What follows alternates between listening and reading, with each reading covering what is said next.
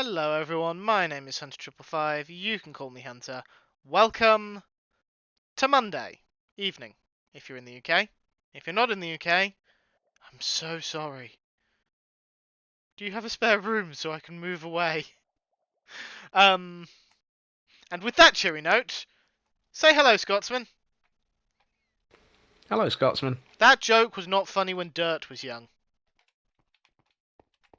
That's fine. I was not young when Dirt was young. And I was not funny when Dirt was young either. No.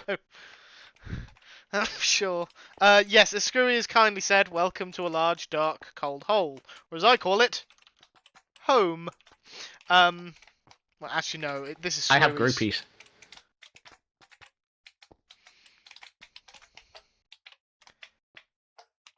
They're my adoring fans.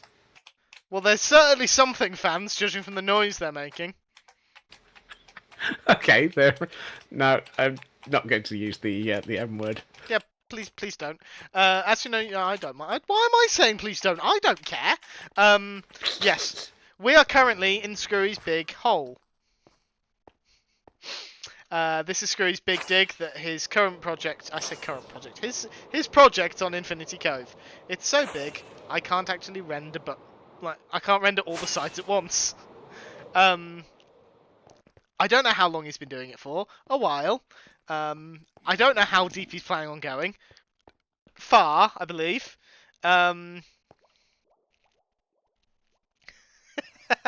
Screwy, I'm not apologising for your struggles to not laugh at work. Right, so a couple of disclaimers. First of all, this is the sum of tonight's attendance until later, when Screwy may join us himself. Unfortunately, Minipax, Cosmic, Storm, Mythical, Alistair, unavailable. For various reasons that we won't go into. Yeah, so Scots is filling in for Alistair. And Cosmic. And Alistair again. And Peter Capaldi. And more Alistair. Because everyone needs more Alistair in their lives. Yeah, people basically are not available or haven't seen the episode in one case. So it is just myself and Scots tonight, and possibly Screwy later. You will still hear what the others thought of the past couple of episodes next week. Nope, not next week. That's the second disclaimer. The second disclaimer is there's probably not going to be a stream next week either. I know. I missed last week, so we're doing 2 episodes this week, and now I'm missing next week. Bye, Scotsman. I should clarify. I should be specific. It's possible I won't be streaming next week. There's no guarantee. But next Sunday is Father's Day. My parents are away on one of their crazy events again. So I have agreed on Monday, if it is quiz night at the local pub, I will go there with my parents because my dad gets a bit huffy if I don't. And I don't because I'm normally streaming. So I've said that I will attend if it's next week. Which means I won't be able to stream because I won't get home until 10:30. For context, that's 90 minutes after I normally go live, and I normally stream 2 hours. And you complain when I say that I'm going to miss a stream. Yes, because with your streams, I am consistently always streaking on Mondays. So you're going to be streaking on Tuesdays for now. Do you have any idea how upsetting that is, though? Who streaks on a Tuesday other than Igmund? Yeah. This is what I think of you. Hole in one!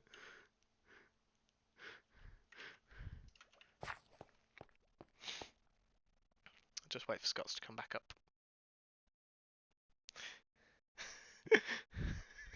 Bye-bye! Oh, you're going that way. But bye. Yes, so the reason we're here is because we're going to do some digging on Screwy's behalf. The streaky on Tuesday and the gravelly voice. Apparently that was really creepy. So Screwy. Oh, the temptation.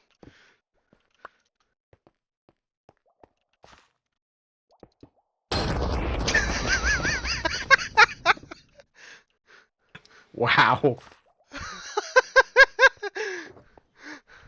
Oh, I couldn't stop myself. Oh, Scott. I'm going to need here. to get another one of those. Have 40. Oh, do you not have any more totems? That's the only one I had.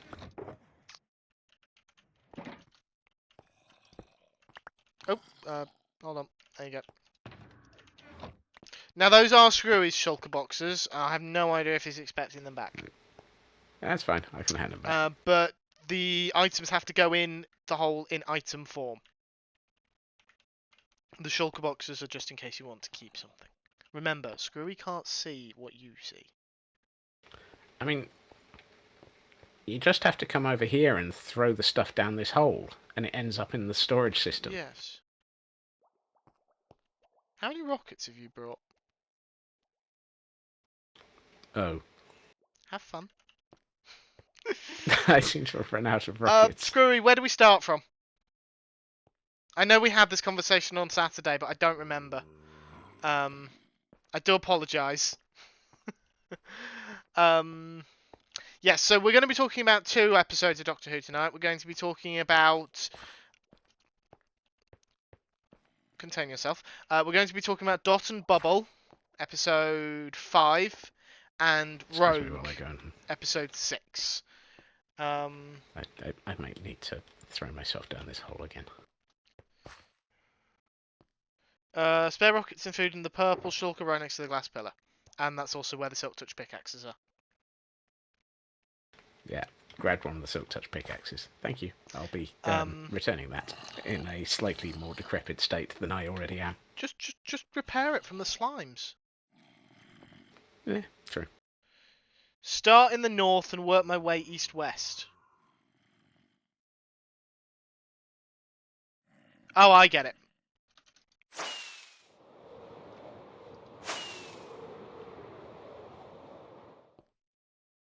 I have no idea if Scots is following me. I'm just waiting to see where you end up. I'm a very good flyer. Uh-huh. What? I am! Chat, please can you explain to Scott how I am a good flyer? Just ignore the fact that I just dropped into a hole, please. I'm not sure that chat can explain how you're a good flyer if you can't. I'm not explaining how I'm a good flyer. I'm just saying I am one. There's a significant difference there. Look out for the holes. Some of them are doozies. Says Screwy. That feels like that should have a mind the first step flag on it. I know no such thing, Mythical Star 94. I know full well that you lie all the time, blatantly, to my face. That's twice I've fallen in that same hole. Which, this does not bode well for the rest of this stream. It does bode well for the fall counter. If someone could please load up Scott's channel and just update his fall counter as well. Wow. Bit harsh?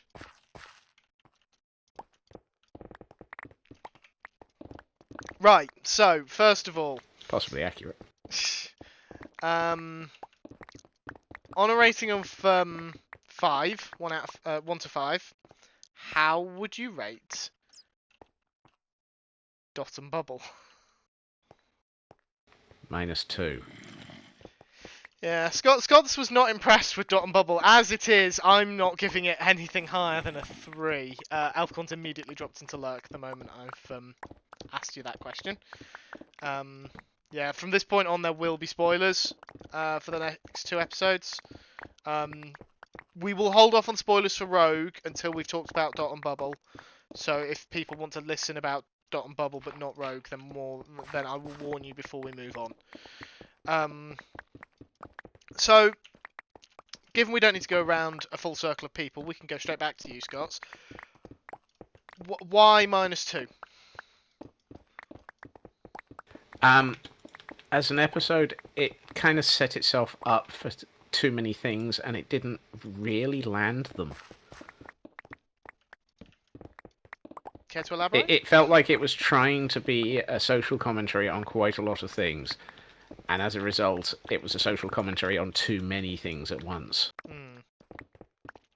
And some of them it did not telegraph at all until because I was watching it on a train, I actually missed the 2 lines at the end that where it gave away one of the elements of social commentary, and that's literally it. 2 lines were what gave it away. Hello, JD. Yes, so that's fair enough. It was very much. Dot and Bubble was an odd one because it was very much Russell T Davies trying to do what Russell T Davies does, which is pick a modern day. Sorry, I've just had to move my mouse and it's resulted in me spinning around like a headless chicken. Picking a modern day quote unquote issue, and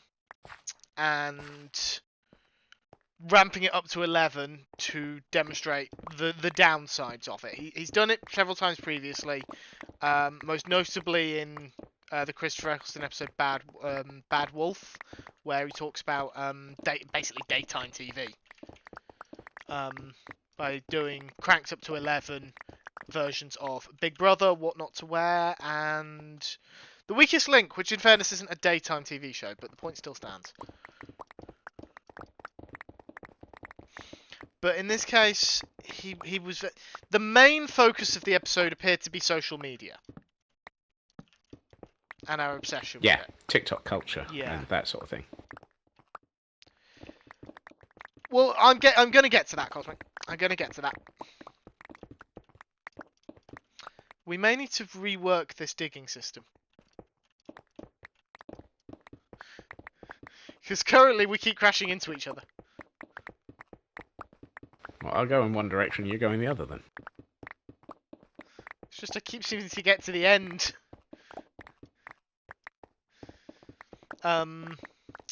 Right, so yes, there was a fair bit about it, about social media and such, and about, how do I put this? Rather pampered kids. And that's why the fact that they were all white didn't actually didn't act as a tip-off to me.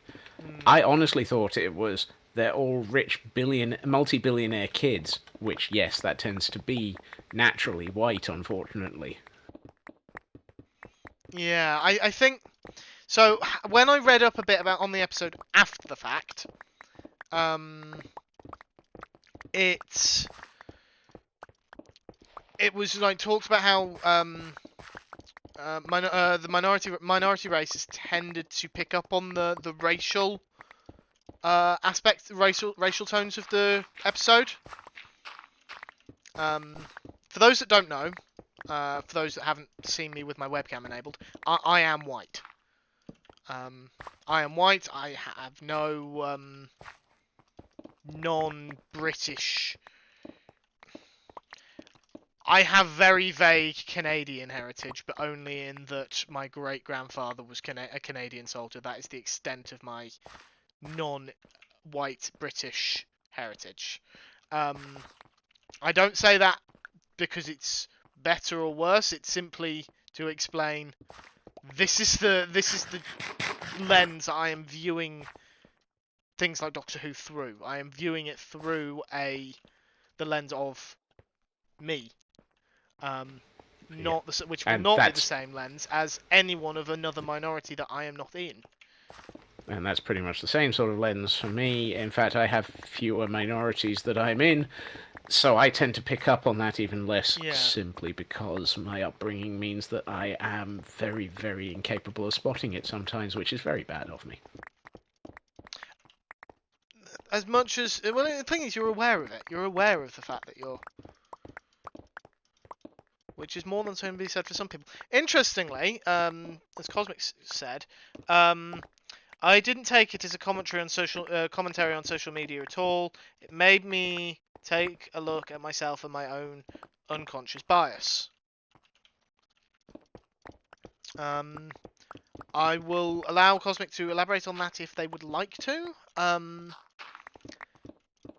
I am aware that in certain respects I could be better.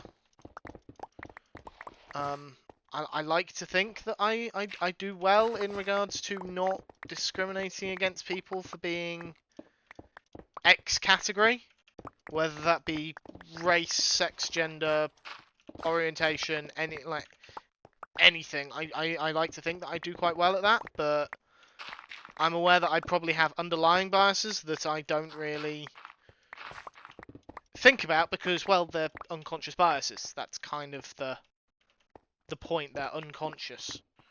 Yeah. In the case of this episode, I think because I probably have more social media screen time than you, of the two of us. Do you think that's a fair Maybe. assessment? More than likely. And that's, Social media didn't exist when I grew up. well, exactly. That's purely down to age. I grew up when social media were. Oh right, yeah, you can't store shulker boxes in shulker boxes, can you?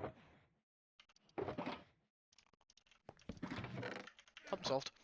I've decided to ditch the shulker boxes. Have a good look, Screwy. Enjoy the lurk, Screwy. See you in half an hour.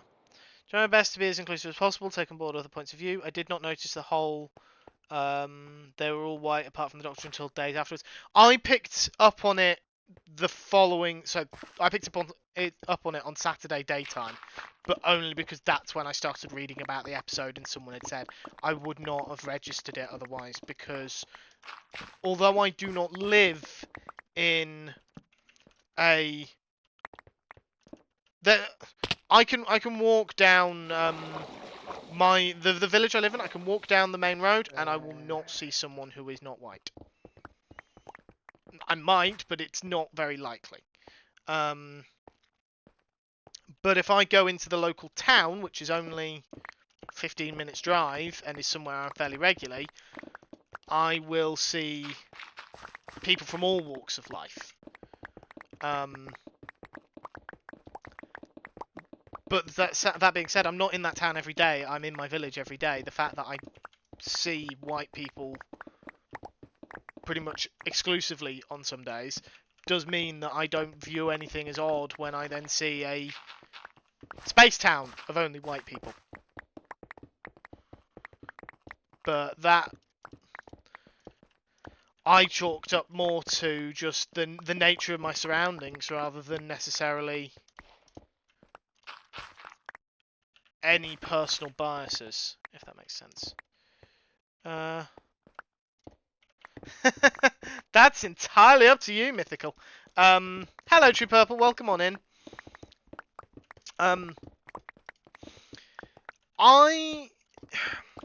So the one good character in the episode, apart from the Doctor and Ruby, at the end of the day, was that guy who looked like he was the stand-in for like the influencer category of people, the actual like influencer. And he turned out to actually be the one that that I thought was going to end up being the big bad. I met him, thought he's going to be the big bad. About 2 minutes later, thought he's dead. Yeah, I didn't expect him to end up dead. I expected him to I expected them to pull the protagonist swap. Oh, how do you mean, like? I expected her to end up dead and then to swap to him. Oh no, the way they were behaving, like I knew he was going to die, but I thought it was going to be the more cliched, opens a door, doesn't look as he walks through, walks straight into one of the slug monsters. I was not expecting her. What's her name? What was her name? Mindy Pepperbeam or something like that. Something like that. Yeah, I thought that he was just going to die to the slugs. I didn't think that she was going to kill him. Well, she didn't kill him directly, but you know, without her intervention, he wouldn't have died. And there's that convenient timer. The other thing that kind of caught me off guard was a couple of things. One, I thought that they were setting up that the slugs didn't like urine, honestly. Because right at the start, when she first like gets up and does like her teeth and things, there's this little like AI doctor that basically says, "Well done, you haven't had to go to the toilet for the past 3 days." And then later on it says, "Your need to pee has increased drastically." And I'm like, why is that there? I was going into the episode with the mentality of this is effectively a human farm, and the slugs are the farmers, and they don't like human waste, so they try and encourage. They're basically manipulating the humans to not produce waste. I saw that as the standard old one, joke of if you stop telling them to breathe, they'll forget to breathe. I picked up on it as it's the prerequisite like joke for the 5-year-olds kind of thing. It's a toilet joke. That too. Yeah. So I assumed it was targeted at them, but then would also factor in later because Ross T. Davies has a tendency to do that kind of thing. Slovene being the obvious one.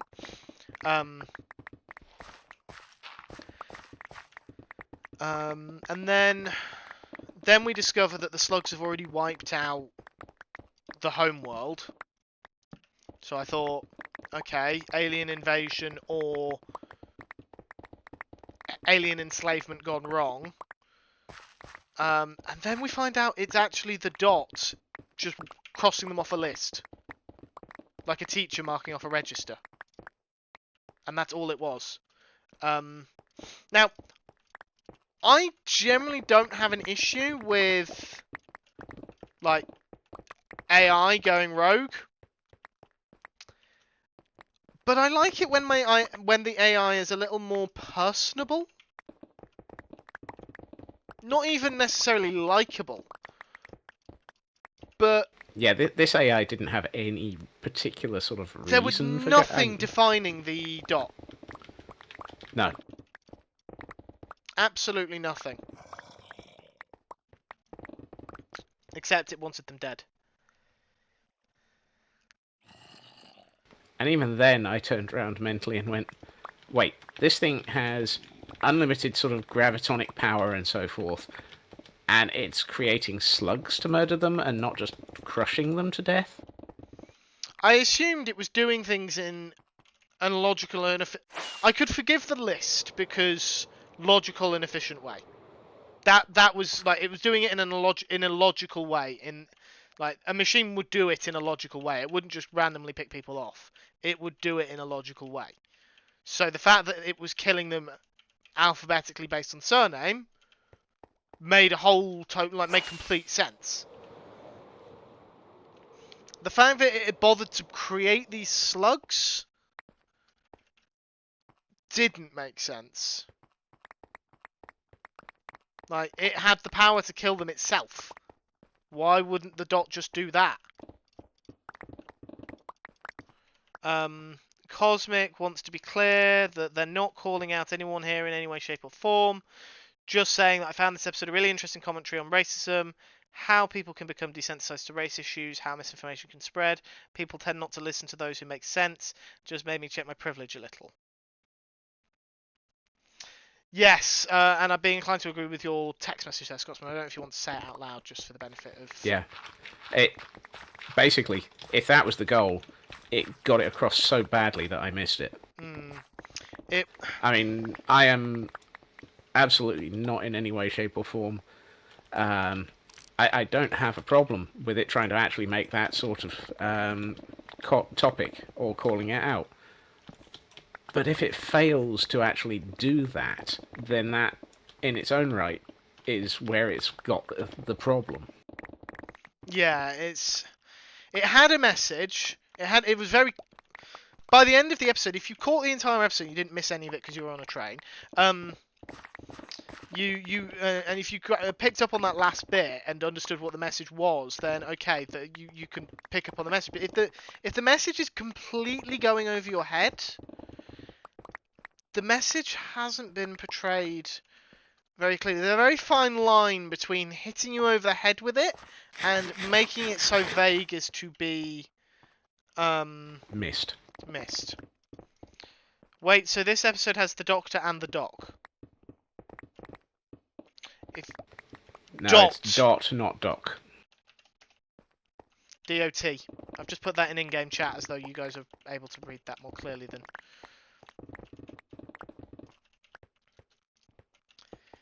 But, yeah, the message was just... The racism aspect of the message was just a bit too subtle. But again, I don't know how much of that is because I don't think about that kind of thing. Whereas... Well, like I said, it felt like that was a secondary goal to the whole sort of social media aspect, which it felt like that was the one that it felt like it was deliberately hitting on. So yeah, it did feel a lot more like it was condemning the social media side of things. Yeah, I wasn't expecting there to be a secondary thing for it to be attempting to be making a commentary on. And even then, I picked up on her distaste for the Doctor. For those who are unaware, the Doctor this season is played by a black actor, who has done an impeccable job, I should add. Yeah, absolutely. And I knew when they announced the cast, at some point they would do an episode that like tackled racism in the same way that when they cast a woman, it was kind of obvious that they would have at least one episode where she was having to deal with the rampant sexism that's been present through most of history. And I didn't watch it, but apparently that episode, it was made abundantly clear that that was what they were trying to comment on within about 30 seconds. So it says a lot, but less confusing now. I was going to say if it was Doc, that would have been so confusing. Yeah, that may have just been my accent. So I do apologise. My accidental accent. But yeah, right at the very end where you actually see protagonist girl whose name I've forgotten, and the Doctor and Ruby all meet. Her distaste I took for her being stuck up rich kid who won't associate with people below her, because I thought she was reacting to Ruby the same way she was reacting to the Doctor. I thought she was reacting because she thought they worked for them, and for the company that their parents were paying for all of this. I see, yeah. That was another part of the whole rich kid billionaire element that is the reason why it failed to land for me. One thing someone pointed out was the fact that main character girl disregarded the Doctor almost immediately, but heard Ruby out. And again, that for me was because he came in and tried to talk to her and say, "I'm here to save you." She came in as, "I work for you. I am part of the company. I am trying to do a survey as part of the company." Yeah, and also was very much not just immediately saying, "You need to do this, you need to do that." She was being as friendly and as calm and helpful as possible. She was trying to be friends with her, whereas the Doctor was very much into saving people mode, which is not a bad mode. Which the is Doctor what he does. should be in, yeah. but was not the way to interact with those people. No. Ola the Polar, hello! Just a quick warning, if you are a Doctor Who fan and have not seen either episode 5 or 6 of the latest series, we are talking about those tonight, so there are going to be lots of spoilers. Just a warning. That we are coming to a close on episode 5, in fairness. I'm trying to remember. Oh, yes, because I feel like we need to acknowledge it. Susan Twist, the mysterious lady who's in every episode, in this episode was... Mumsy. Yes. She was the recording of main character girl's mother. So that marks another episode that she's appeared in, because, I mean, at this stage, everyone is looking out for her, because she's now known... Heck, even the Doctor is. Yes, the Doctor and Ruby are I think now... that was the biggest call-out for I've seen her everywhere statement. Okay. I don't watch it, but that might make more sense on the conversation you're talking about. Yes. It does help to provide some context for our conversations. Cause... How dare you accuse us of making sense, though? Sorry, I forgot what company I was keeping. Senseless company, that's for sure. But yeah, this did also feel like a form of Doctor Light episode, because the Doctor doesn't actually appear physically in the room until the end of the episode. Yeah, I did wonder if suspect... it was another episode to help Ncuti finish the sex education filming. I kind of suspect it was. Yeah. But this one just had less Ruby in it as well, probably to allow Millie Gibson some time off also.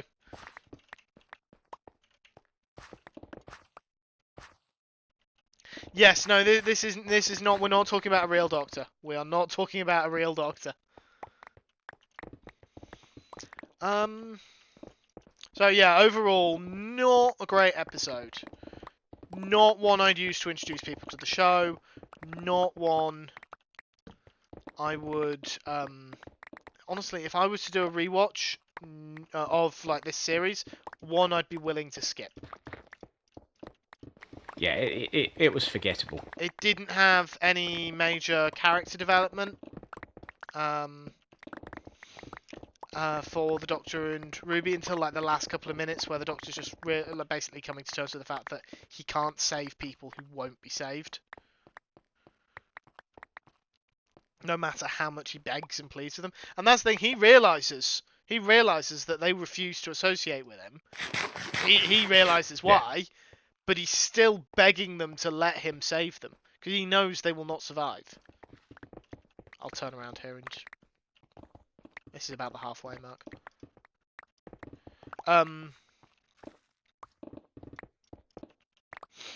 Yeah, he's still begging to save them even after they've made it very clear that they don't approve of his existence. Yeah. Just bring back the angels, says Ola the Bowler. I kind of wish that, yeah. Whilst I am a big fan of the Weeping Angels as monsters, I think they're fantastic monsters. I think their weakness comes from overuse. I think any monster that's used too much loses its fear factor. Because the Doctor wins. At the end of the day, the Doctor wins. If the Doctor keeps winning against the same aliens, like the Daleks, like the Cybermen, they stop being scary. It's why Dalek in Season 1 works so well. Because the Doctor's almost entirely powerless for most of the episode. The Dalek just goes on a mass murder spree. And then you discover that it can fly upstairs. Yes, I know that wasn't new to that episode. But that's the episode that got famous for it.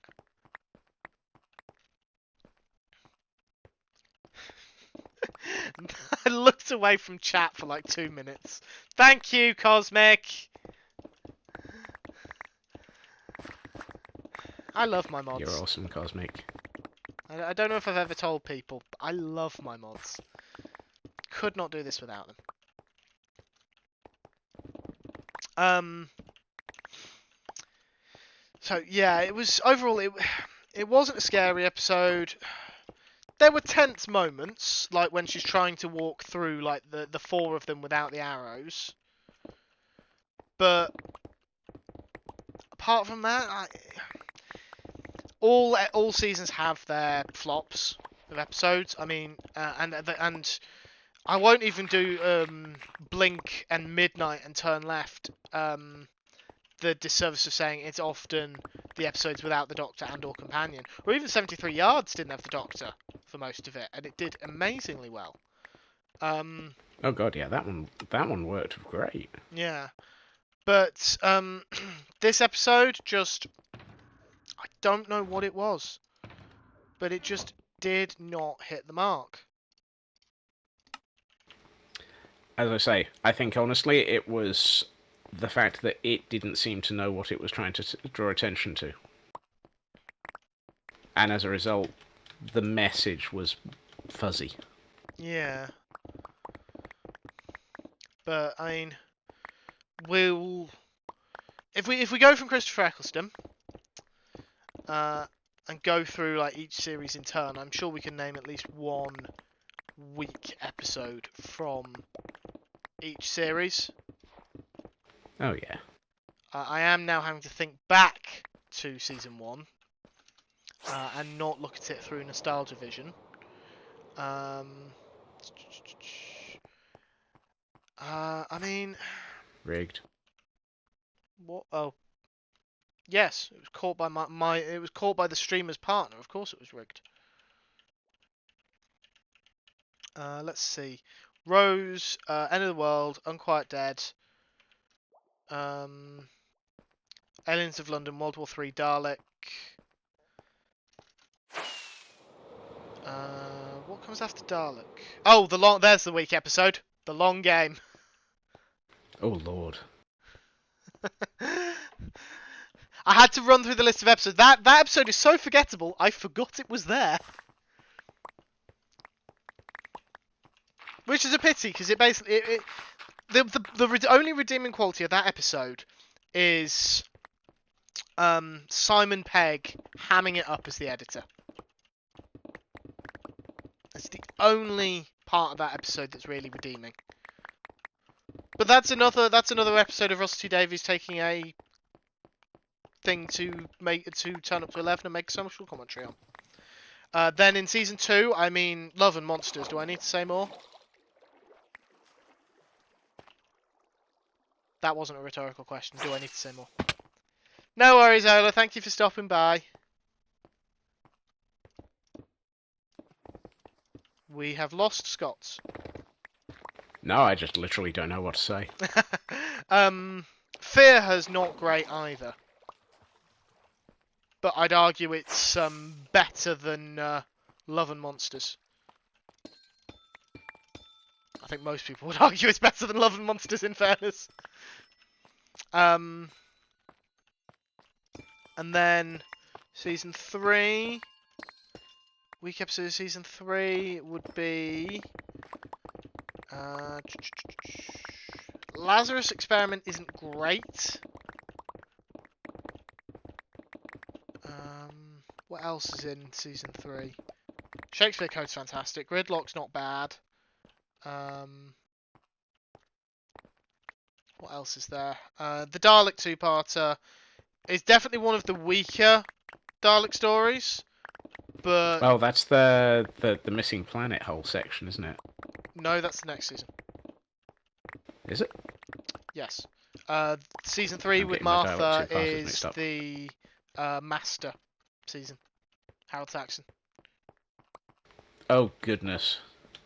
Now, that's one element that did... one thing that did cross my mind. Oh? Yes.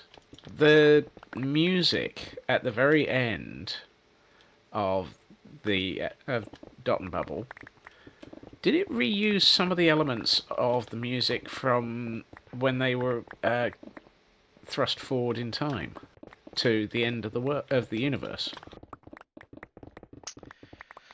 Oh, you're testing my knowledge there. Because it really felt like some of the tones and music sections were the same. I'm trying to remember that music now. Because it's been a while. I will not. I will hold my hands and say it's been a while since I've watched those episodes. Fantastic 3 episodes, but it's been a while. But yeah, that's one bit that did. Yeah, I'm better at remembering elements like that apparently. I honestly, I would have to go back and listen. I honestly don't know. I'm afraid.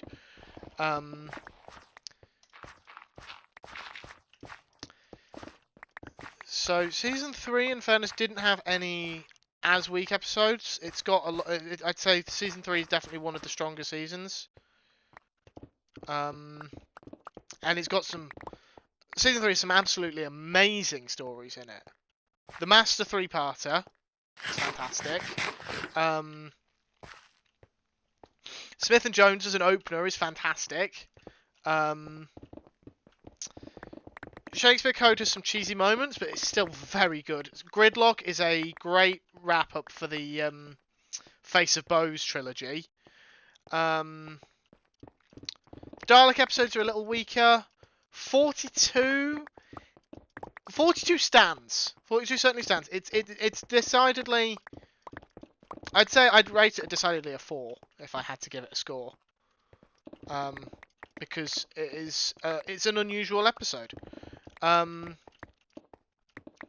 of Blood, brilliant. Oh, that's an absolutely excellent Yeah, episode. honestly, if I had to choose between Blink and the Family of Blood 2-parter, I would have a hard time. Blink gets the horror aspects of Doctor Who right, but Family of Blood really nails the character piece of Doctor Who. And the Doctor spends most of the episode not knowing who he is. Sorry, we're going off on a bit of a tangent there. That just shows that we need to Well, yeah. to find things to talk about for that episode. Well, yeah.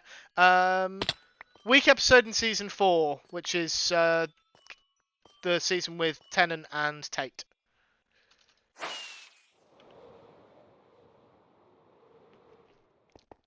You can't find one. That was a question. That was a question. I'm asking for one.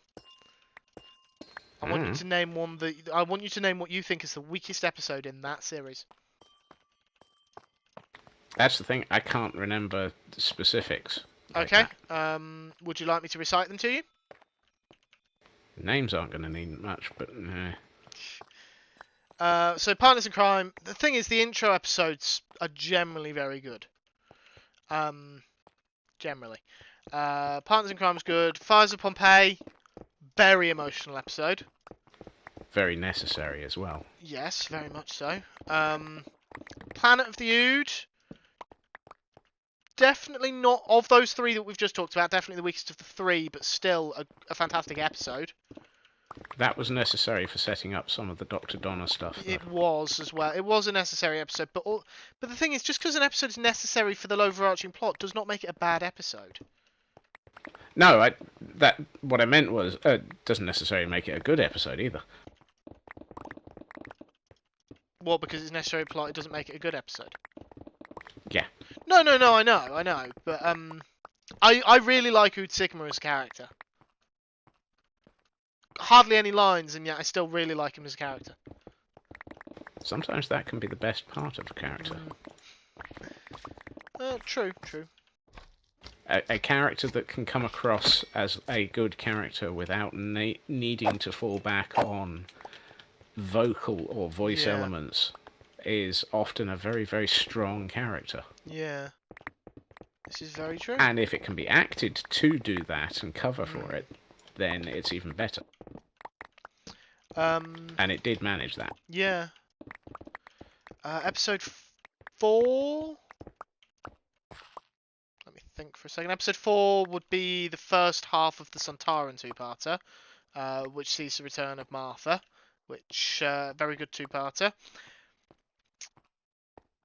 The Doctor's daughter. Oh, yeah. I want to like it, I really do. But I honestly think they made a mistake separating Martha from the Doctor and Donna. I think they should have separated Martha and Donna from the Doctor. I think that would have made for a more compelling episode. Because you got the Doctor with the humans, and then you have the new companion and the experienced companion and trained unit Doctor with the aliens. Because if you leave Martha and Donna with the humans, they're going to be able to relate more to the humans at the end of the day, because they are also human. They are the same species. And then the Doctor is going to relate more to the aliens, also being an alien. I know he's not the same alien, but he's still not human. As it is, even with the humans, he's still standing up for the aliens, but I think it would have made the episode far more compelling if he didn't have his human companion with him. The only person he's got with him is someone who is biologically related to him, though he's not willing to admit it. And who he later marries, which, without context, sounds awful.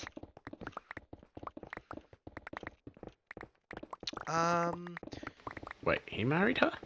David Tennant married Georgia Moffat. Oh. I forgot that. Yeah. And Georgia Moffat is, of course, Peter Davison's daughter. Yes. Sorry, it's just that one random Doctor Who fact that I find brilliant. And very funny. Unicorn the Wasp. Good episode. I'm blanking on her name, but the actress who plays Agatha Christie, great actress, plays the role very well.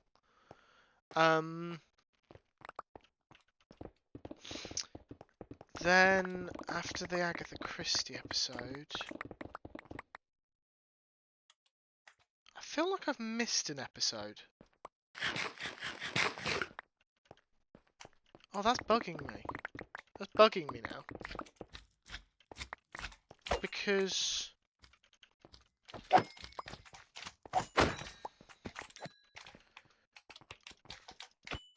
there's Midnight, there's Turn Left.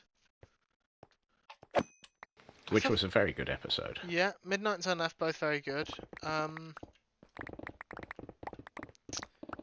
Then there's the finale two-parter, which is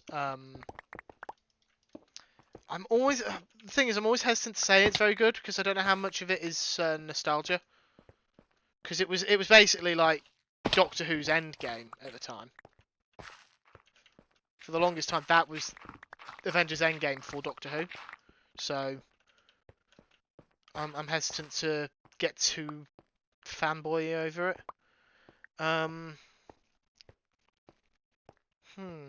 Hello, Screwy.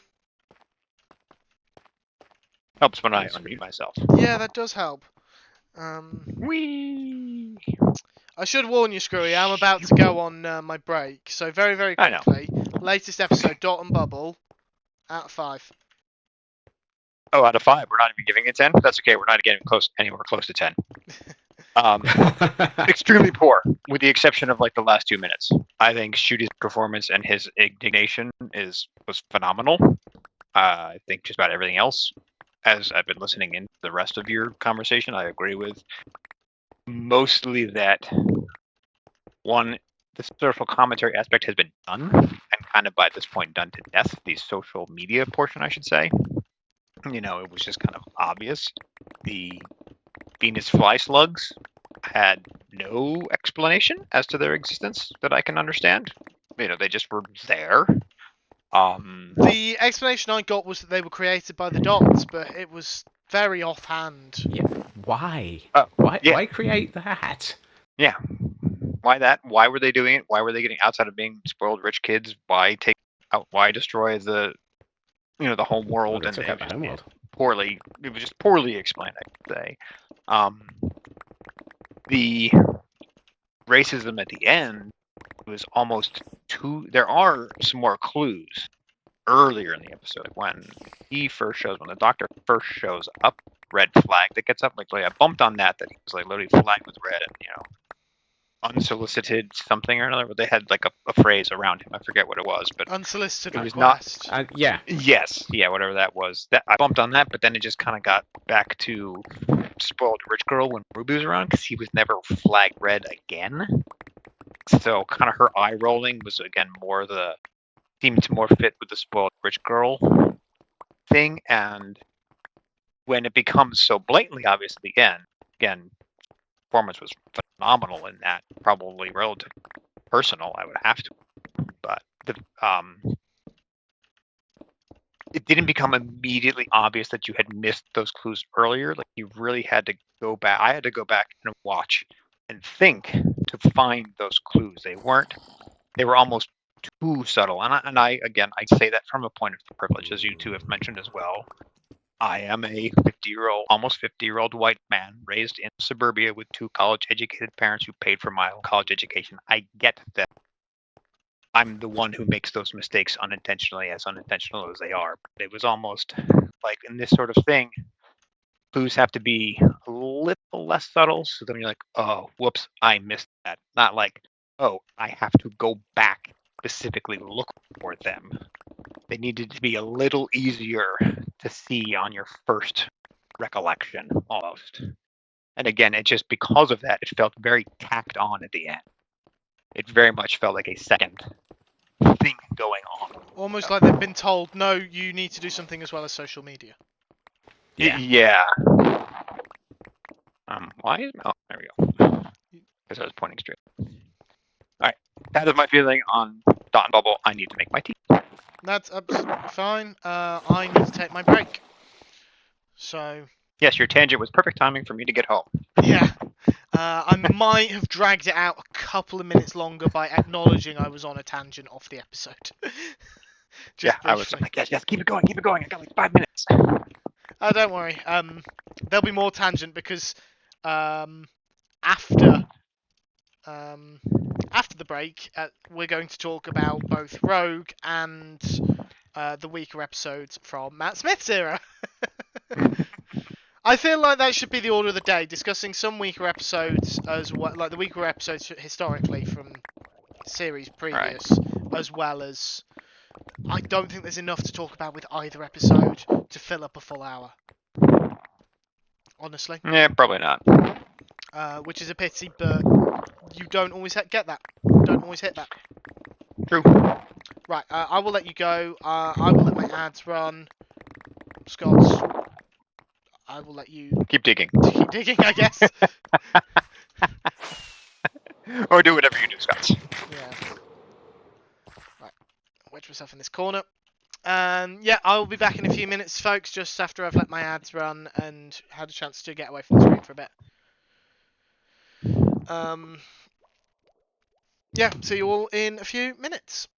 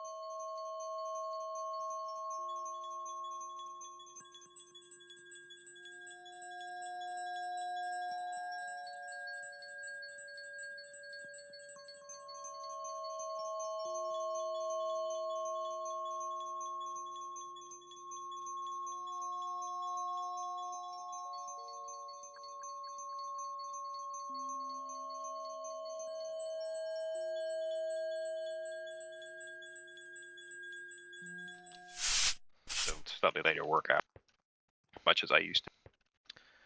Welcome back, everyone. Sorry, I just figured I'd let Screwy finish his sentence there. Hope we all had a good break. And now, out of 5... No, you know what? No, it was better than that. Out of 10, Rogue. Scotsman, go. 8. Screwy. Get out of my head, Scotsman. No, I've got the timeshare on the brain cell today. Yeah, no, I thought it was actually a really good episode. I was going to put it like an 8 as well. Okay. If we, and we are going to, disregard the bits of the episode that obviously I'm going to be obsessed with because of who I am, then I would give it an 8 as well.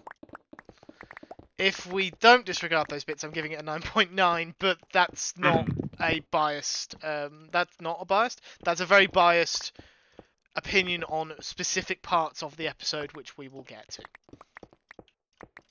to. So Scotsman 8. Care to elaborate? Or are you just going to stick with it?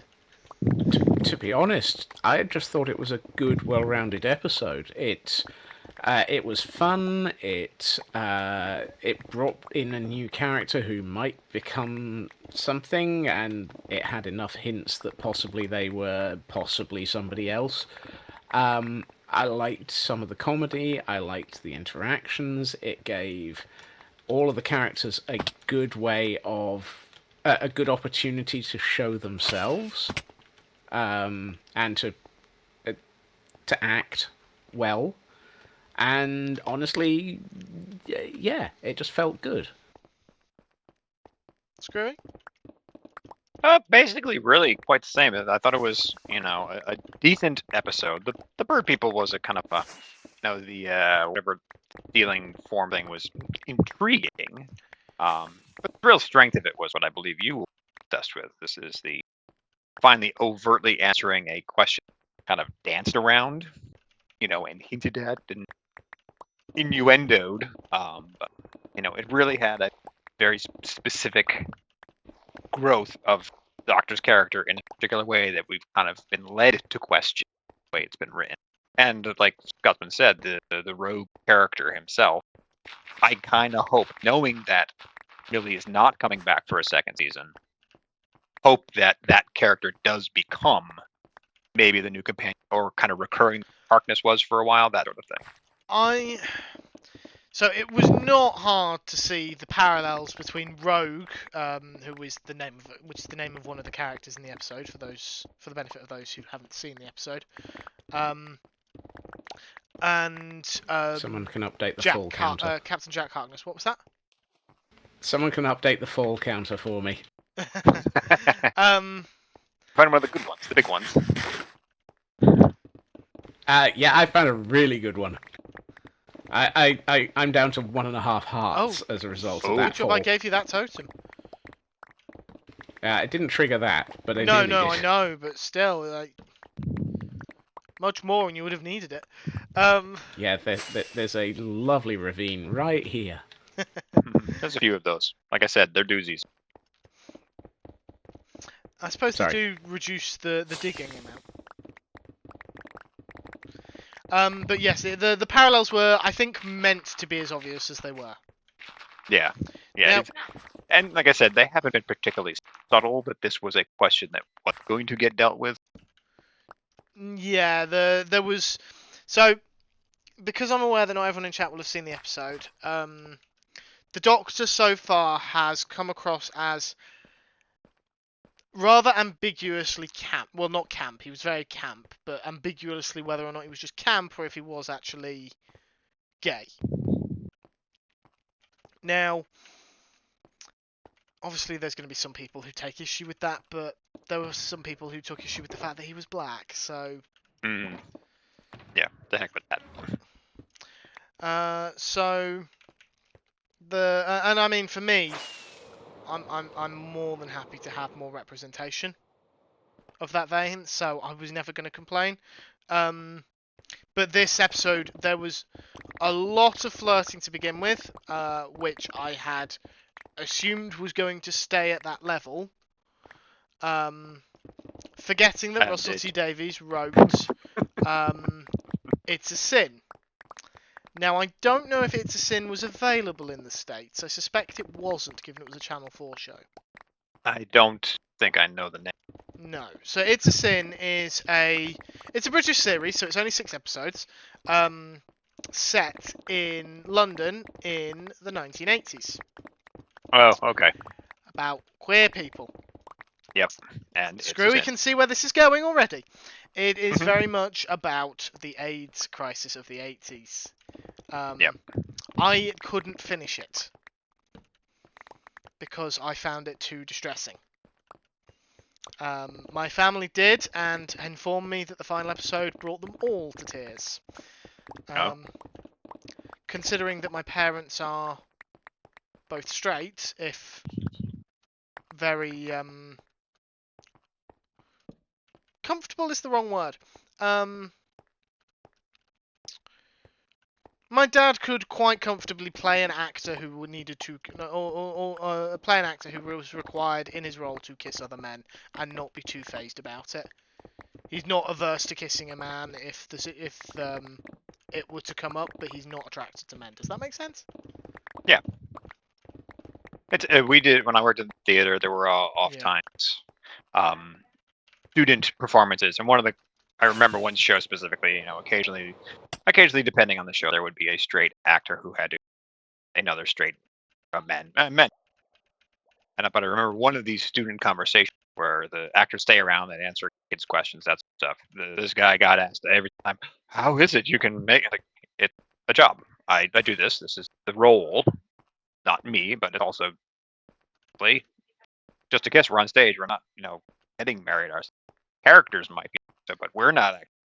Yeah. A long explanation of it's just what Yeah. I had to do at the time. Yeah. Yeah, so it makes total sense. Yes, that was an odd conversation for you to come into, Pax. But I haven't opened up your chat.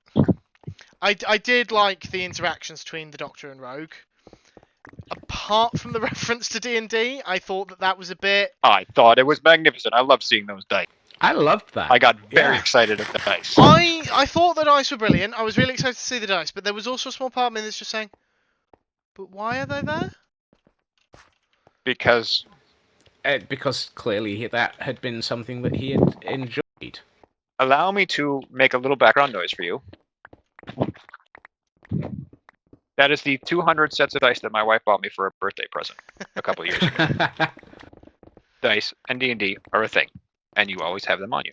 Mm-hmm. Okay, fair enough. I don't know, player, it just totally seemed disconnected from what was going on in that scene. Like, if it is a character thing for Rogue. Trust me, as a D&D player, that totally fits. Yeah, the fact that they were there, fine. The fact that the Doctor would have acknowledged them, also fine. The fact the Doctor chose to acknowledge them at that moment fell off. I need to clarify my thought process. I think the fact that they were the biggest element that showed up in that area as a sort of character element for him to focus on was to try and kind of worked. Strike. In fairness, he was trying to strike up a rapport with Rogue, I suppose. He was, and it felt like the right element to pick on because it was one of those that was obvious. In fairness, I probably shouldn't criticise because in the same scene, about 30 seconds later, the Doctor hacks into Rogue's ship's comms system and starts playing Kylie Minogue. Oh yes, the music segment. I laughed and clapped at that, so I probably shouldn't criticise the dice too much. I did find that very entertaining, particularly as Rogue kept trying to turn it off. It got turned back on, and then the way he'd turned it off no longer worked. That was really... I just thought the two of them, and which is why I hope Rogue does reappear in the future. They had a wonderful rapport on stage together. Both the two characters, the two actors clearly were able to work well together. Yeah, no, it was they really worked very a well lot together. of fun to watch the two of them. The bird people felt like they were included mostly so there was an alien menace. Yep. I was fine with them. I was fine with the concept of them transforming into other people to kind of like how do I explain it? To indulge in the experiences of their lives. I was fine with that. The only thing I didn't like was them calling it cosplay. I could forgive the Doctor and Rogue describing it as cosplay, especially after they already discussed D&D. I couldn't forgive the aliens themselves calling it cosplay. They would have had... that bit. I can agree. They would have had a different term they were doing. The cosplay is a kind of a specific subset. Cosplay didn't feel like the kind of word the TARDIS would have translated to. Oh, it's true. It could be translation. But yeah, I bumped on cosplay's use as well. Magnificent moment. I'm familiar with a shed. Oh my god! Yeah. We didn't get the classic line, but I did not care. Yeah, that was beautifully done, that section.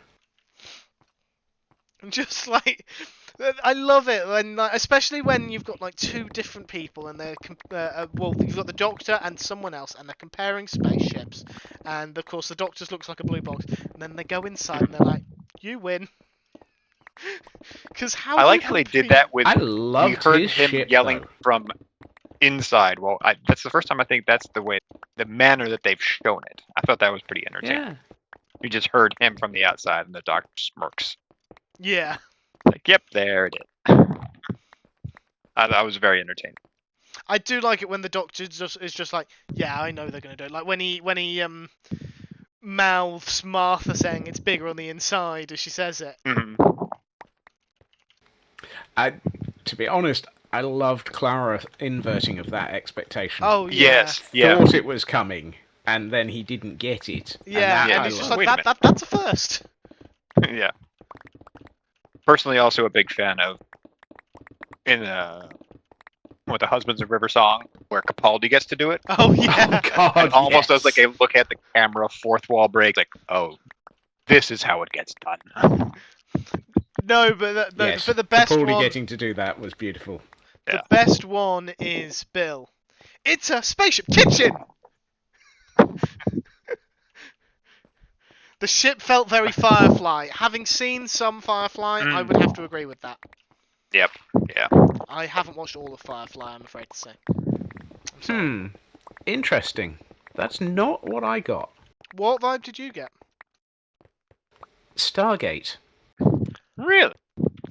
It felt like the sort of extension of I'm going to the stop you Anubis there. I'm helmets. talking over you deliberately. I'm talking deliberately like this.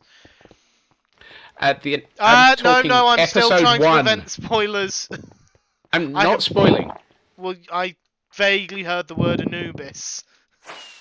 Yes. I Sorry, have not met Apophis. Anubis. I know Anubis Sorry. is a character, but I've not met him. Sorry, I'm picking up on the wrong one. It's like the hawk helmets from the very beginning. Apophis. Apophis, yes. Okay, sorry. That didn't mean Anubis. I'm aware that the show came out in the 90s, but I know, and I know you're watching Still it. trying and to I'm stay not- spoiler free. I'm Yeah. surprisingly good at staying spoiler free on it because of the 3-star named shows, Stargate is far less talked about than Trek and Wars. So See, I got a little Star Trek out of it. Kind of had a Yeah. reminiscent of the old Klingon Birds of Prey, where they went up. The wings kind of went up. Oh yes, they used to, kinda had didn't that. they? Yeah. I mean, But, the yeah, inside it of it felt reminded me like- of DS9, if I'm honest. Oh god, yeah. The inside was more DS9 than anything, but the outside reminded me of Apothesis. Hawk helmets and the way they Yeah. moved as well. Yeah, no, I can see that. What did we think of the reveal that Ruby was actually Ruby? I loved the "I'm sorry I cosplayed" and the whole callback to his comment of "don't use battle mode." Yeah, I knew the psychic earrings were going to come into play, but I thought that they were just going to allow her to survive the attack. Like, it was going to be able to mimic her, but she would survive. I did not expect it to have worked like that, to have basically just kept her alive, and then she becomes the one who's trapped. So I'm going to go opposite tack from y'all. Kind of, again, knowing that Millie is not coming back next season, hoping that Rose be She is, in though. more. I Isn't thought she she? wasn't, though. I thought she was only doing She's season. not in every episode. Yeah, Oh, I see. it's complicated. It sounds As more are like all good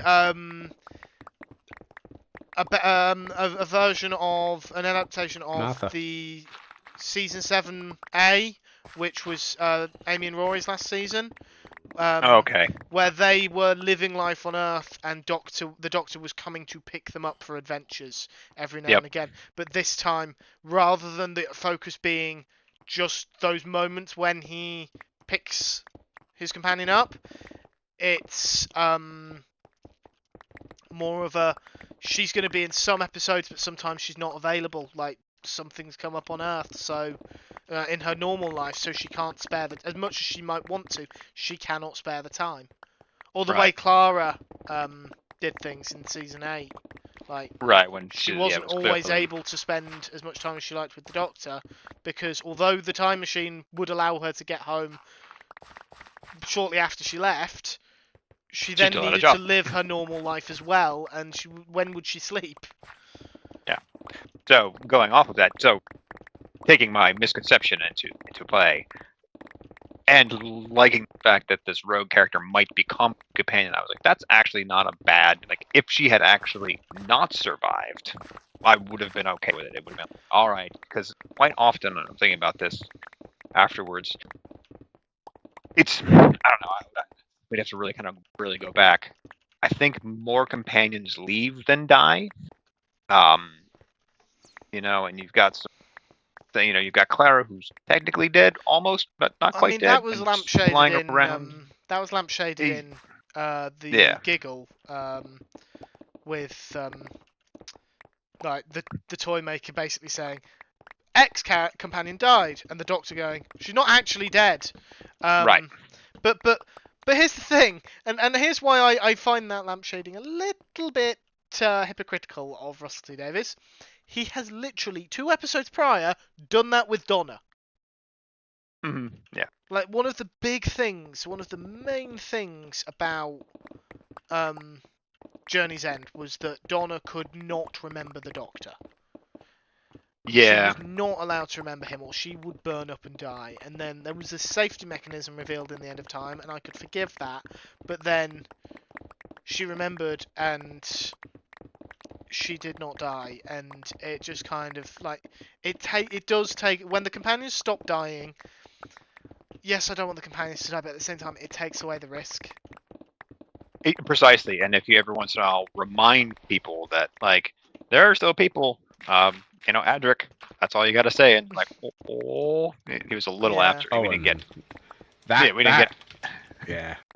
Yeah, like that was, and especially at the time, it wasn't particularly well done. But yeah, it's something that the few things I actually enjoy about George R.R. Martin's writing is that that there's no plot armor for the people you are cheering for in the books, right?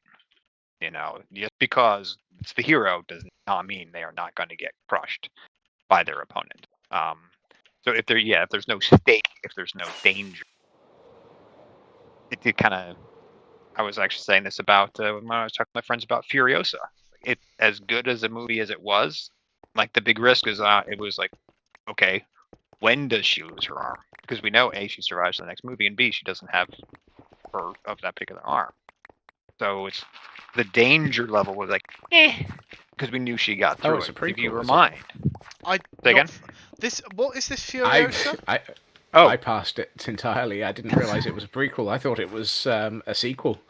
No, it's the prequel. It's Furiosa's origin story to the new Mad Max's, the Charlize Theron's There character. we go. in That's Hardy. what this that's what Sorry. this is. Yep, I just rolled right into that, didn't I? I haven't seen Mad Changed. Max. I haven't seen any of them. Okay. Yeah, so it's an origin story, and there isn't a whole lot of danger, much like with the Black Widow standalone after, all of the Avenger stuff. We knew where and when Black Widow's arc ends, right? So you take. I was okay with maybe this being represented, maybe having that be a surprise, and remembering that there are stakes, and remembering that the Doctor dealing with these aliens who can shoot lightning out of their mouths and become you, sort of thing. So it was. I thought it was it would have been an okay way for Sunday to. I knew exit she the- wouldn't die in that episode. I Yeah. didn't know how they were going to have her survive, but in that episode she wasn't going to die because I knew there were 2 more left of the series. And I Well, knew she was fully in plot this armor. series.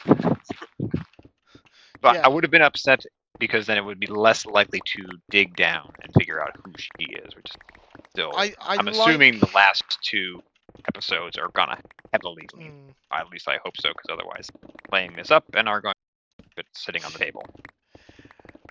I like the fact that the way the trap worked, the way they set it up to work, it doesn't guarantee Rogue's death. There is still the option for his survival. Right. I like that. I like it when characters. I do like it when not regular characters like the main companion, but when guest characters like River, like Jack, when they don't die, but are deliberately rendered inaccessible, shall we say? Yeah. Like even in the name of the Doctor, River appears. The point in time that version of River is from is after her death, which says a lot about River. That even after her death, she's still showing up and helping save the day. But you never know when that sort of thing. I would never have expected that kind of stunt to be pulled. I thought okay, we've seen pretty much all of River's life now. We might get one more episode that details her experience with Capaldi's Doctor or something. Which would be awesome, because two of them were phenomenal together. Yeah, they were. I think the thing there is, I think that of the three Doctors that Alex Kingston starred alongside, I have a funny feeling that Peter Capaldi's the closest in age. Mm-hmm. And something, bring it back to this the Rogue and this. One of the things I really enjoyed about Doctor and Rogue, and the little bit we got of them, is speaking of age, and Capaldi is quite clearly older than either of the two that were in this one. Capaldi, especially, and Ripper were a very mature, kind of married type relationship, whereas 15 here and Rogue are young. It's clear that this was exciting, and they were "Ooh, this is the whole first kiss in high school" sort of thing. Yeah. It's a very different tone and a kind of a much more kind of exciting, whereas not, Capaldi, which I can't keep the number in my head. Remember, just 13 and River were phenomenal together, but of a very different. I say the one thing. One of the many things I liked about the episode was when the Doctor believes Ruby has died. And because one of the big things about the end of the Giggle was that this Doctor was the Doctor after the Doctor had processed all his grief that comes from the Time War and everything since then. Everything since then. And there was a lot, especially for being as old as the Doctor. And the idea was that the reason he was so much more cheerful is because he has finally managed to process that grief. And we saw flickers of it when Ruby gets shot in Boom, but it really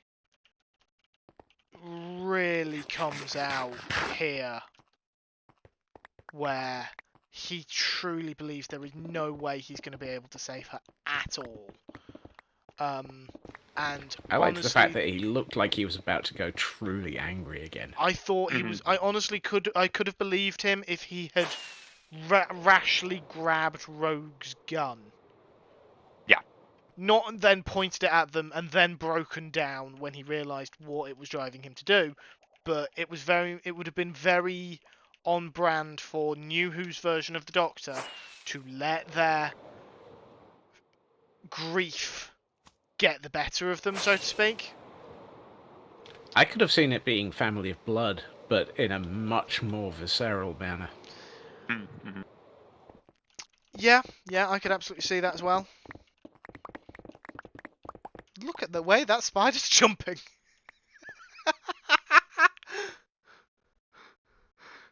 That?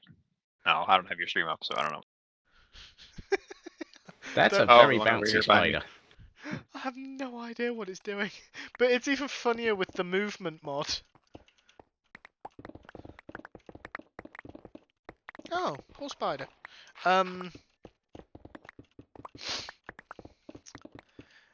But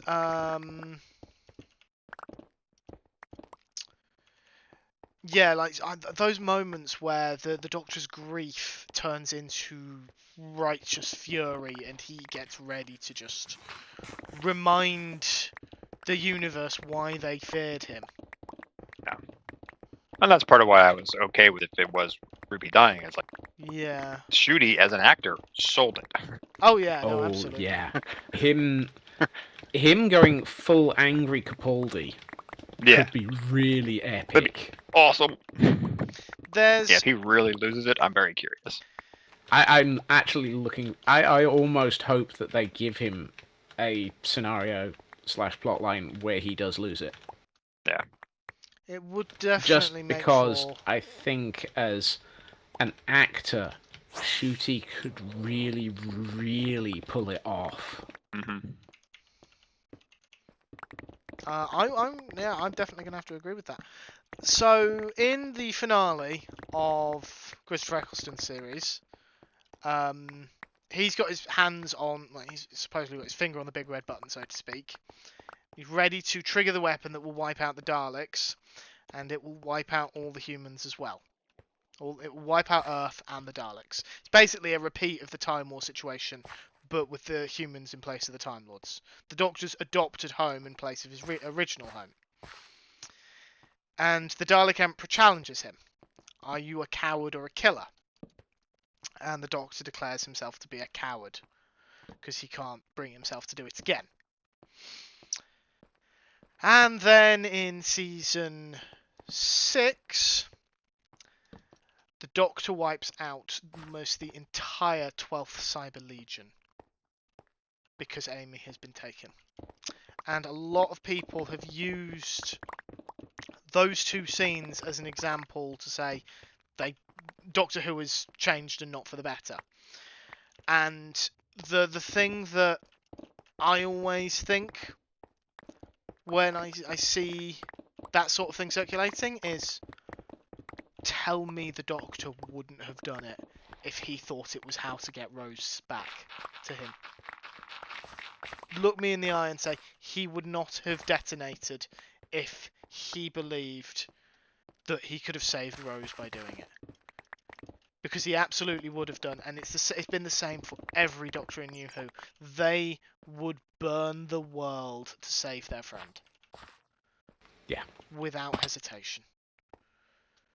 I'm looking forward to seeing his section. Mm-hmm. Because His version of that. Yeah, because they've really pushed that he is supposed to be much more sort of happy and upbeat and so forth. But equally, that means that when he goes, it is going to be fire, brimstone, and absolutely everything. Or it might not be. But I'm hoping it might be, because I really think that would be a very good arc for his character. And it would just give... The thing is, Shooty plays bubbly, energetic, happy-go-lucky very well. But saying that, that's who he is. He's not acting. He's being himself in those moments. I've never seen him anywhere else in any other thing. I haven't seen him in. I haven't seen him in. I've seen a couple of clips from Sex Education, but what I have seen is him. I've seen him in interviews and things, and he's almost exactly like that. He is full of energy and full of life, and just having fun. Like, he's clearly just enjoying every aspect of this, like of being the Doctor and of being involved in it, including things like getting to talk about the show, and talk about like what he's been doing in it and things. And no, I have no issue with that. I think it's fantastic when people have that much joy and zest and zeal for life. And honestly, it makes me envious that I wish I did. But it means that when the character they portray is like that, they're not really showing us what they're capable of. Whereas those moments where the Doctor is showing those raw negative emotions, that anger and sadness and pain, in Boom and in Dot and Bubble and in Rogue, that is when we're seeing Nshuti's acting capabilities properly come through. It's the same with David Tennant. He's got a lot of episodes where, whilst he's not necessarily just playing himself, he's very comfortable. He's not really showing off quite what he's capable of. He's just like he's good at it, but it's just him. Whereas there's the occasional episode, and with David Tennant, it's not the scenes where he's angry. Oh, sure, he can do the shouty, angry perfectly fine, but those aren't the ones that make me... It's moments like where Wilf opens the door at the end of Journey's End and finds the Doctor collapsed on his doorstep, in the rain, holding an unconscious Donna, just begging for help. Moments like that, where the Doctor is vulnerable, where David Tennant's Doctor is properly vulnerable, that's when David Tennant's acting really comes out. Sorry, I'm not sure what came over me there. I just suddenly went off on another tangent. I'm not sure where that one came from, though.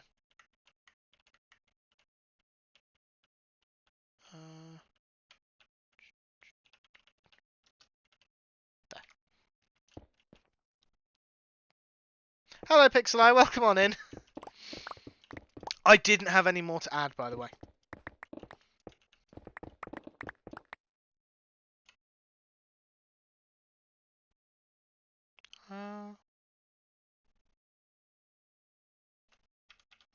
Lonely. I am so lonely. You guys stopped talking and I didn't know what else to say. I did kind of on purpose. There's some background noise, so I muted my mic for a few minutes. No, that's fine. Scotsman, what's your excuse? You were going on a good rant about... I was counting. Were you off by one? No, well, no. I'm gridding your lighting. Oh, don't do that. Yeah, I'm Sorry. It is just that. He's doing it. He's doing it. That's fine. I mean, it's just going to get taken away again. I know, but Can't help yourself. there were so many places where, because I know that you can do, you can light up chunks with 2 torches, and it'll be absolutely perfect for lighting, and you won't need more torches, and it will be just right, and it means that as you do the layers, you don't have to think it, and the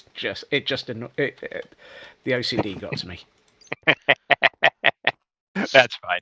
Gruey, what were the ores that we needed to not chuck in? Actually, Mythical was very nice and brought over examples of them, so the filters are all primed, so you can chuck in anything. Regardless, what were the ores? They're redstone and deep slate coal. Okay. Did you really think we'd hit deep slate level?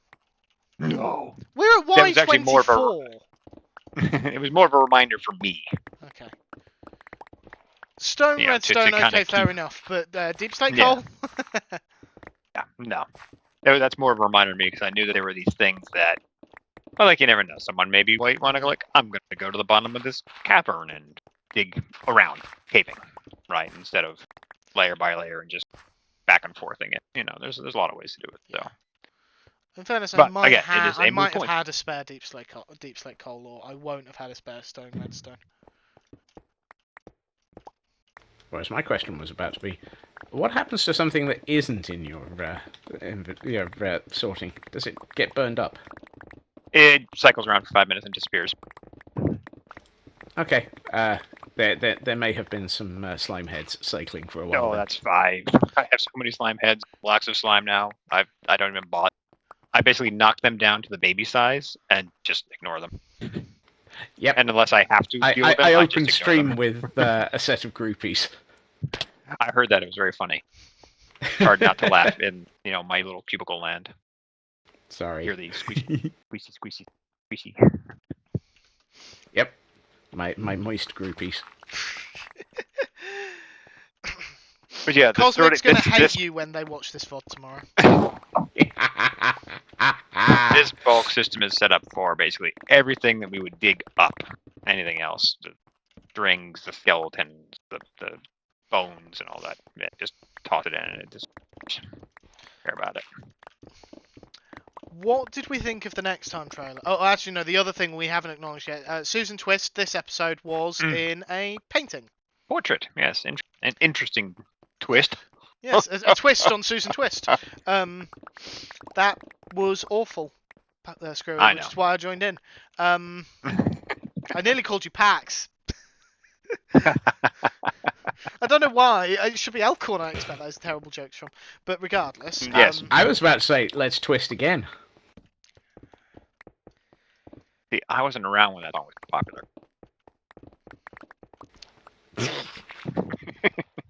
I'm going to shoot you. Okay. And you're going to deserve it. Yes. Um, Yeah, that was interesting. I'm Screwy? intrigued. Like, I'm hoping I'm searching for words. I'm really hoping that it kind of doesn't get dropped the way that the Chaos Pantheon, right? Isn't that what they're called? Toymaker and the there is not an official term for them yet. yeah, like I would have expected one more episode, maybe with kind of that crop, if it was going to be a full episode or a full season long with the 8 seasons or 8 episodes. I would have expected one more for like a pacing issue. So I'm a little worried that that's gonna get. Maybe it becomes a long-term. I think You know, it's going to be a 15th Doctor longer-term- arc? I think it's going to be a longer term thing because the problem is those the beings are basically gods. Right. So use them too frequently, and you encounter the issue He becomes a of god killer. yeah, the Doctor Yeah. just becomes a god killer again, which is what he became. Well, but they kind of set that expectation. It's Toymakers in the special where Shooty shows up, and then relatively quickly, Maestro shows up. Was the However, second episode, correct? And then there's kind of dearth. So it's the impression they I got introduce from the it defeat hard. of Maestro is Maestro was defeated. Toymaker was destroyed. Vanished. well, that's as may be. It's the mm, you get one right after it almost, and then I think they just wanted. Desert. I think the reason they gave the one right after it is they wanted to show, yeah, we're actually leaning into this. But then they haven't shown any more because they want to kind of drag it on for a bit longer. Yeah, I'm curious what happened to Harbinger personally. Yeah, because Harbinger is present right at the end of the episode, so. Yep. Yes, Um, and I feel that Harbinger might be an element of what's coming, but equally, one thing that I did draw a lot of parallels to, and I know it's an interesting. So they had a cloaked figure in the preview, and it could either be the cloaked figure that is Ruby's mother. right. I just been- wish to. Side note: we have no evidence that the person who put Ruby on that church step Point. is Ruby's mother. Point. True. However, Okay. it is a The- reasonable assumption given the story tropes. Yeah, well, okay. The person who is associated with Ruby being found. Yep.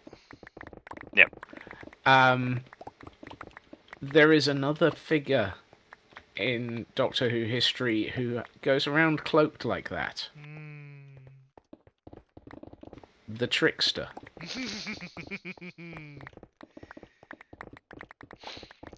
Big fan of the Trickster. Absolutely terrifying.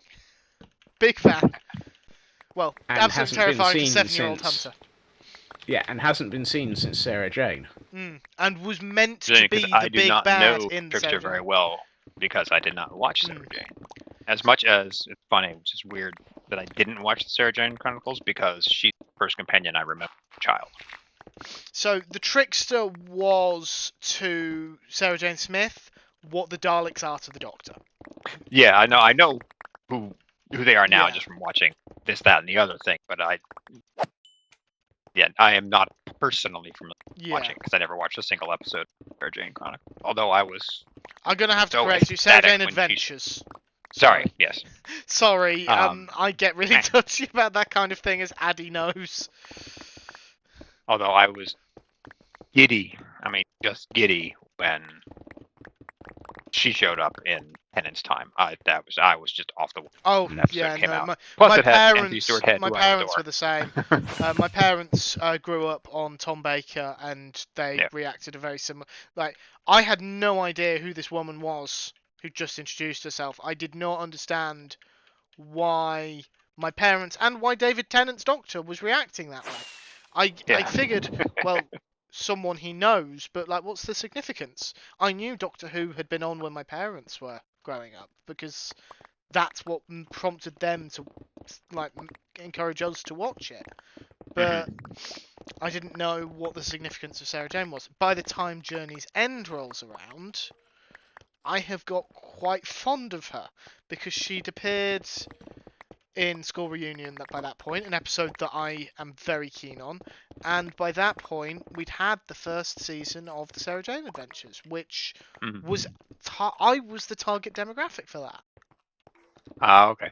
I was very much the target demographic for Sarah Jane Adventures when it came out, so and they did it well. They had the pilot episode, which was fine, and then from then on they did two-parters. But the first full two-parter episode, like to show that this was the same sort of show, was the Slitheen, which are not a bad villain to have in your kids' Doctor Who, because that's what it was. It was Doctor Who for Farting kids. space monsters. Well, yes. Yeah. To be perfectly blunt. Farting space monsters, and the protagonists are a former companion of the Doctor, and then 3 secondary school kids. Like that's how you make a pre-teen Doctor Who, like targeted Doctor Who show. Yep. They did it very well. My only concern with the Trickster, only reason I am not 100% convinced that they would bring it back is really depending on who has the ownership rights. Because the writer who created the Trickster has since expressed some very Rowling-esque views. Sorry, growling. Rowling. J.K. Rowling. Oh, Rowling. Yes. Yeah. Oh, J.K. Rowling. Okay. Yeah, which doesn't mesh with. I mean, it doesn't mesh with Russell T Davies' own views, so I'm not 100. If he owns any of the rights to the Trickster, I would be surprised if they brought the Trickster back. If he doesn't, then I can see him coming back. But I don't know how exactly the rights work for characters like that. I don't know who technically owns them, because I don't know if the BBC stipulate any character you create for one of our shows belongs to us. I don't know if they do that now, because I know that they have the whole issue with The Daleks. the Daleks and the Terry Nation estate. Yeah, it depends on how they wrote the agreement, whatever the contract. But obviously that's not exactly public knowledge, so it could go either way. Interestingly, it's interesting that we start talking about Sarah Jane Adventures, because there was an enigmatic character there called the Shopkeeper. Where? I missed. Bro, where, what topic you were? In Sarah Jane Adventures, there's a character that's introduced in one of the later series, in series 3, I think, called the Shopkeeper. And he looks like the kind, he very much dresses like the kind of guy who would run a curios and tarot type shop. And he comes with a parrot called the Captain, who it then turns out was actually in charge the whole time in the episode. That's the twist of the episode. He's meant to be like this standalone character who has weird manipulation over time. He's able to just snap his fingers and create a fissure in time to send Sarah Jane, Clyde, and Rani through. And then can use 3 objects from those time periods to then stabilize the timeline, basically. And then he just kind of vanishes in a flash of light. And it's left very up in the air. Who is he? Where is he from? What does he want? That kind of thing. Because he's clearly not malicious. He's clearly benevolent in some way, if a bit cheeky. So he's the shopkeeper from Mr. Ben. The what? And apparently I'm going far too far back into history. And staying on your side of the pond, because I know what you're talking about. I've just looked up what Mr. Ben is. That's a big clock there. No, that's Big Ben, and also technically the bell. I'm aware. Yes, no, I had a feeling you'd probably be the person, one of the people who knew. Still that. fun to tweak your nose. I'll tweak more than your nose if you're not careful.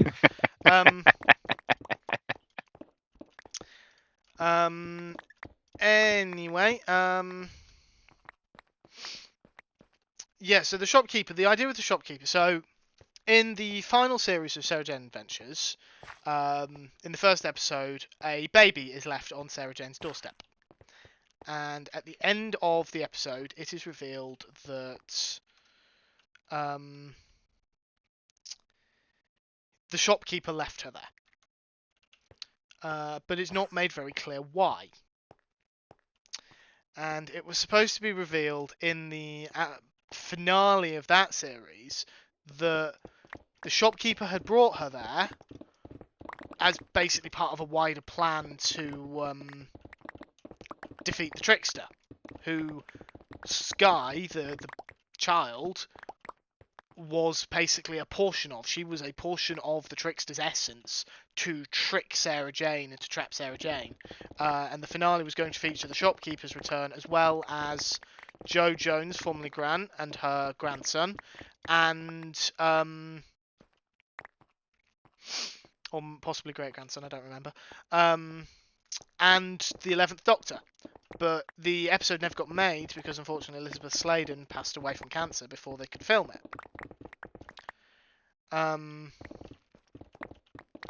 Now, I found it interesting that there's a bit of a parallel with a mysterious, enigmatic figure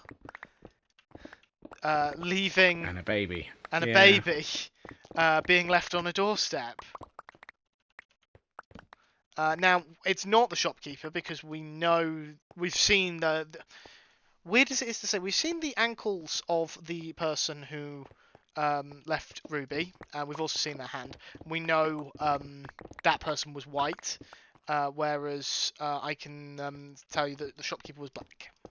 So, obviously not the same actor or actress, at least, but could still be the same character. I thought we were going in the other direction with we've seen their ankles, and boy, very that was scandalous. That's very... I'm getting the vapes. I'm not... I was going Victorian on that one, yep. I'm not the... I've forgotten the character's name. The cowboy from R.I.P.D. I don't know if you'll have seen that film. Oh, I started watching it now. This is not as entertaining as I thought it would be. It's interesting because I really enjoy that film. I never understood why people dislike it so much. I didn't dislike it. I just was like, I'm just not interested. Which is funny because Jeff Bridges, I find, typically is... Yeah. I mean, Jeff he's Bridges, one of my Ryan favorites. Reynolds, Kevin Bacon. Yeah, like, I should like it just based on the cast. I think they are all fantastic. And they work really well together. Yeah. They just... it's another one which failed to live down to the plot. I think... Yeah, which is, I kind of watched it. I was like, meh. They might have been better off doing it as a buddy cop TV series, frankly. Yeah, that struck me as well. When that was the vibe, the feel you got out of it, but it's not what they actually made. Yeah. Right, I'm gonna have to stop because this pickaxe is about to go as well. It's also been 2 hours. Yes, my ads are flashing a warning at me, so that's time for me to wrap up. But thank you both of you for joining me.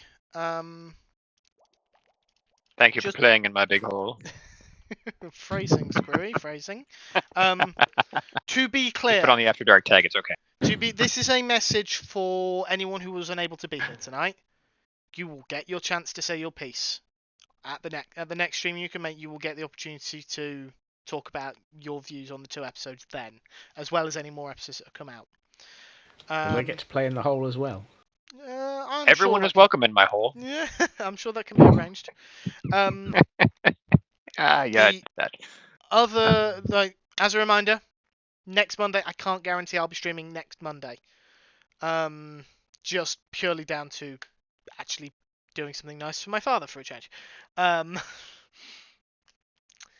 So, Speaking as a father, you should do that more often. but you're biased. Well, I mean, even his I took father's my son to a concert last night, though. even his Father's Day gift is something I sort of want as well, because it's making it so. But it's Patrick Stewart's autobiography, which I really want to read. So I'm buying it for as much for myself as I am for him. Oh, come on. Hmm. If your son, Screwy, wanted to read it and had bought it for you for Father's Day, and then after you read it, he said, "Can I read that now?" You would not object. No, of course not. Patrick Stewart is phenomenal. Exactly. I bet that book is going to be fantastic. Anyway, yes, so it's a 50-50 on whether or not I'll stream next week. Otherwise, it will be the week after. Riddle me this: is the next 2 episodes a double drop, or is it single and single? I think it's single and single, but it is penultimate and finale. Right, because you're typically pretty aware of these things. Elcon's saying it is fantastic. I assume he's referring to the book, and he hasn't somehow got a hold of the finale episodes. But yes, so it's just a bit up in the air when my next Doctor Who stream will be. My next normal stream will be on Wednesday. Back at the normal time of 9 PM, and back on back trying to complete the Root Trees Are Dead. Assume what you will, says Alcon. Make sure you join the Fire Night in Discord for notifications when I go live, when Elcorn goes live, when Minipax goes live. Especially at the moment, you should be watching Elcorn streams. I mean, you should be watching Pax's streams as well, but Elcorn is doing a charity event at the moment. So you should absolutely be catching his streams to help support him. And if you can, if you're able, supporting Gamers Outreach, fantastic charity. I don't know why I'm plugging them. He does that more than enough in his own streams, but I feel like I should. It's Gamers Outreach. They're an awesome charity. I described them to my mum, who is not a gamer. Her extensive gaming is Candy Crush on her tablet. But she thought it was absolutely, and I'm quoting her here, absolutely fantastic that someone would think to do that. Because it's not the sort of thing that might occur to people. So, yeah, just thought I would put that out there. Go Mother 555. But yes, so make sure you join the Discord. You can also find me 100 on YouTube. That's where my VODs end up. Maybe this weekend I'll get the rest of them sorted. I need to, because they're starting to pile up again, and the longer I let it pile up, the worse, the harder it's going to be for me to actually tackle them. I am hopefully going to send you on a raid. If we have someone who's doing Gamers Outreach, fantastic, but I don't have the full... I'm not following everyone who does Guild Rush, so that's the actual name of the server. I've got to remember to call it Guild Rush, the actual server name. I don't know if there's anyone who's currently live doing it, because I'm not following them all. So if someone else is following a member of Guild Rush, that would be awesome. I'm just going to Hopefully Elcorn's still in the chat. Well, yeah, I'm basically stalling until Elcorn replies. Elcorn, wake up from your nap. Sorry, Scott, I was tabbed out, so Minecraft was frozen. Acorn Bandit, Nightly Infinite, The Mighty Oak. None of those are your team, are they, Elcorn? That was a rhetorical question. I know they aren't.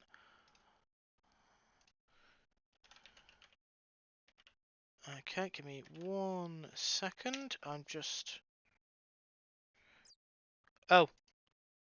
Nightly Infinite has literally gone live in the past 5 minutes, apparently. So, we will raid Nightly Infinite.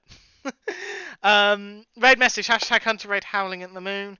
Thank you for another awesome stream, folks. You guys are absolutely fantastic. Scotsman has turned from a slime into cosmic. This is true, X-Ball. But not This is on your true. stream. Give it a second. Give it a second. Yeah, thank you all for coming along. Thank you two for joining me and basically giving me even more of an excuse to ramble on about Doctor Who than I already had. And Thank you for coming in and playing in my big hole. Please stop saying that. And I will No, I'm see not you going to stop folks saying all that. on Wednesday. Thank you again, and good night.